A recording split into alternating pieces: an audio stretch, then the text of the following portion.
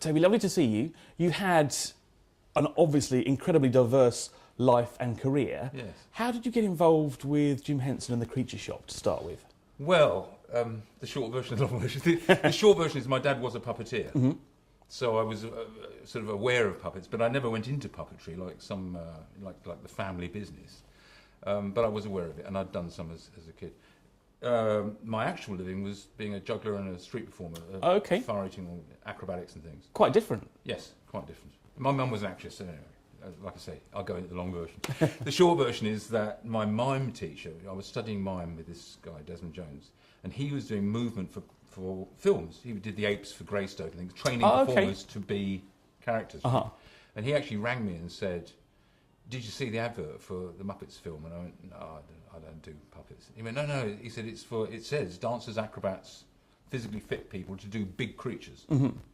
Because there's no qualification for that except being fit. No, of course. And creative.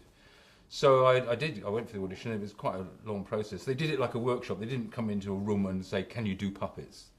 They put 20 people in a room with a few masks and heads and things and said, okay. "Could you work in this position? Can you invent something like that?" And I thought, well, if nothing else, I'm getting puppet lessons off the Grand Master, so I wasn't scared, and I've settled into it and went, actually, this suits me. Mm-hmm. So the short version, anyway, I got onto Dark Crystal. And Dark Crystal, they originally wanted people working in uncomfortable positions for these strange puppets. Because if you think about most aliens look like a human being with funny gloves and a funny head. Yes. Almost all aliens Yeah. look like that. And you kind of know that it's somebody in a costume, yeah. unless it's a puppet or something. Yeah. So on Dark Crystal, he wanted to not have any humans, Mm-hmm. so you didn't have any idea how big or small they were. Okay. Okay, you've got no judgment. And that the creatures should be so strangely shaped that you don't see the human being inside it. So I won't jump off the chair now, but I can do a deep squat and do these creatures like the old tortoise, the mystics. We're actually deep squatting with one hand doing the head, the other one doing a walking stick hand. You've got a tail behind you, and you're walking around in that very uncomfortable position. And those kind of jobs, the puppeteers didn't want to do. Right, I see. And presumably, nothing of that type had been done before to that degree. No, which was why it was kind of experimental. Mm-hmm. For Jim to do a showcase of what you can do, not puppets like Miss Piggy and Kermit, but puppets like Yoda. Of course. Now, he'd already made Yoda for George Lucas, and that's Frank Oz working him. And that was the first real creature that had eyes that move, ears can curl, and you don't even. Yoda's just alive. You don't even think, is that little man in a mask? No, not at all. Not at all. It's just Yoda. And I think having done that one and it worked so well, Dark Crystal was sort of a showcase of all the other things he could do. Sort of showing off to George Lucas. Sure. You know what I mean? Sure. Look at this, look at this. And they're amazing, those scenes in Empire Strikes Back when Yoda and Mark Hamill get those quite intimate scenes and a puppet like that can hold them. Yeah. As if it's a duel between two people. Absolutely, yeah.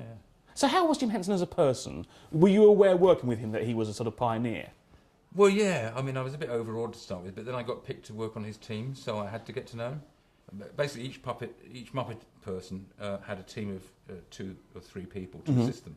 Because with these modern puppets, the basic thing with a puppet is one hand is going to be doing the head and the other is going to be doing the other hand. Mm-hmm. So you need a person here doing your other hand. Of course. So I got picked to be on Jim's team, and I think you sort of pick people that match your temperament. So loud Americans had a couple of loud assistants. Okay. And although I'm being loud now, I'm a fairly shy and gentle kind of person. And Jim picked me and Robbie Barnett, another vegetarian, peaceful person, so that we were a 3-man crew with the same. Because you've got to have the same speed. Of course. Imagine if I'm getting lost, he'd just say something like, "Well, just make your hand do this," so that he could be gesturing and doing the head, and he could do the performance, and I'm stuck, not doing much. Sure. But there are times when you want to do that, and it can't be this because that means something different to that. So you have to get telepathic. So I spent a lot of time stuck in Jim's armpit. The glamorous side of it. And in fact, Frank Oz came up to me one day and he said, "It's not very nice." I said, "What?" He says, stuck in it. I said, "No, it's awesome. I'm doing the main characters in the film, the hero of the film." He said, "No, it's not." And I went, "Yes, it is." He said, "No, it's not." He said, "I was like that for years until they gave me my own puppet." Uh-huh. So he'd been in that position. But they were just nice guys, and really sympathetic, really creative, never criticised, always suggested a better way of doing it. Okay. Do you know what I mean? Never went, "That's wrong." It's like, that doesn't work so well, so how about if you try this? Constructive all the time, positive. Yeah. Uh-huh. And he was like that all the time, and really serene. I actually, because I had time to hang out, you hang out on film sets a lot. So I had time to hang out with him. There were because I didn't want to interrupt his thoughts. He's directing a movie, he's running a company. But there were times when we could just chat like people, And I said, how do you keep on top of all this all the time? And he went, well, I have to, because if I come in the morning grumpy, the guy at the gate goes, Jim's on his way in, but he's not in a good mood this morning, and everyone goes, and he said it all cascades. There's that responsibility that goes with it. Yeah. So his thing was always generating a creative, positive atmosphere. You can feel it with the Muppets. Yeah, you can. It's sunny. You want to be in the studio, don't yes, you? You want do. to play. Can I be a background character? If they do that shot in the theatre where everyone's clapping, can I just do one of the background? Yeah. You know what I mean? There's a joy to it, isn't you there? want to be in it. And they kept that going. I mean, on Shop of Horrors, Frank Oz brought in a table tennis table. For the boring times, when you'd always sit and read, normally people would be reading a paper, having a cigarette or something. We'd be having a table tennis competition, just to keep everyone like that. You mentioned being in awkward positions there. Yeah. None could be more awkward than being in Jabba the Hutt, surely. No, although relatively comfortable compared to, because the body distortion for Jabba is done by building it round us. So again, he's an alien that doesn't look like a human being. But inside, I'm actually sitting. So I'm on a chair. I can revolve the body by swinging my body around. My left arm is his left arm, so I'm hitting C-3PO and eating frogs. You picked up the frog, didn't you? That's right, in that scene, yes. Yeah, and I smoked the pipe. He's basically left-handed, because Jabba's right hand is over his body, and there's not a lot that the other guy could do. Dave Barclay's the chief puppeteer. He's doing the voice. He's doing the right hand, and with his inside hand, he's doing the mouth. So he's doing the dialogue, and I'm kind of the silent part of the brain. Okay. I'm next to him. If we wanted to talk to the set, what we said to Richard Markham, the director, we said, please don't say, Toby, can you move the left hand or something.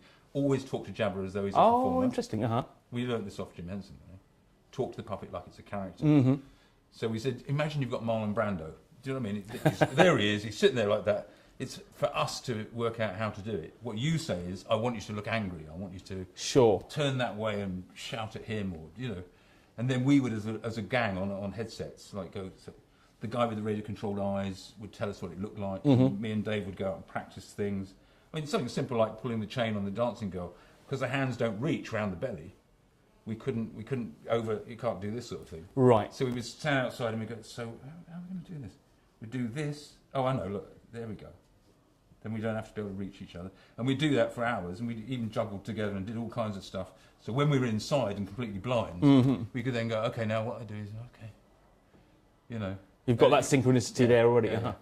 So, it was uncomfortable, because, we're jammed in like that, and you can't really see what you're doing. Nowadays, you'd have a pinhole camera, wouldn't you? Like they have in a cricket Of course, yes. But what we had was one old CCTV camera up the top, in black and white, and hanging off our chest is this huge, great thing with a grainy little four-inch screen of Jabba.